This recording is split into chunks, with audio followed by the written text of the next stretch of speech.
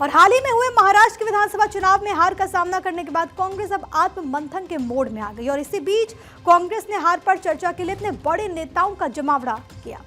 कांग्रेस के अध्यक्ष मल्लिकार्जुन खड़गे, नेता प्रतिपक्ष राहुल गांधी, कांग्रेस के महासचिव सांसद प्रियंका गांधी समेत कांग्रेस के कई बड़े नेता शामिल हुए। मीटिंग का मकसद था हार की वजह पर चर्चा करना, हार के कारणों का विश्लेषण करना।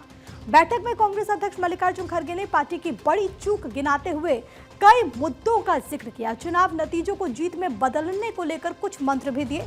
इसके बारे में आपको जरा हम समझा देते हैं। कांग्रेस के राष्ट्रीय अध्यक्ष मल्लिकार्जुन खड़गे ने सीडब्ल्यूसी की बैठक में क्या मंत्र दिया। एक दूसरे के खिलाफ बयानबाजी से चुनाव में नुकसान हुआ, ये वो मानते हैं। इसके अलावा वो कहते हैं कि चुनाव के दौरान माहौल पक्ष में होना जीत की गारंटी नहीं है, ये भी समझना होगा। साथ ही साथ उन्होंने इस बात का जिक्र किया कि माहौल को नतीजों में बदलने पर उन्होंने दरअसल यहाँ पर जोर दिया है कि जो माहौल बन रहा है उसको रिजल्ट में कैसे तब्दील किया जाए। राज्यों में उम्मीद के मुताबिक काम न करने को लेकर के भी मल्लिकार्जुन खड़गे ने यहाँ पर चिंता जताई है।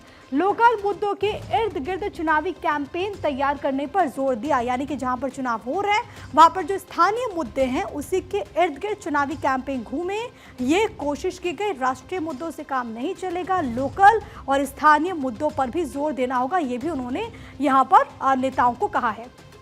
तो खड़गे ने कहा कि कई बार हम खुद अपने दुश्मन बन जाते हैं, हम खुद अपने बारे में निगेटिव बातें, नकारात्मक बातें करते हैं। ईवीएम ने चुनावी प्रक्रिया को संदिग्ध बना दिया। हमें ग्रास रूट से लेकर ऊपर तक कांग्रेस में बदलाव करना होगा और अति उत्साह से भी बचना होगा, ये भी उनकी तरफ से कहा गया।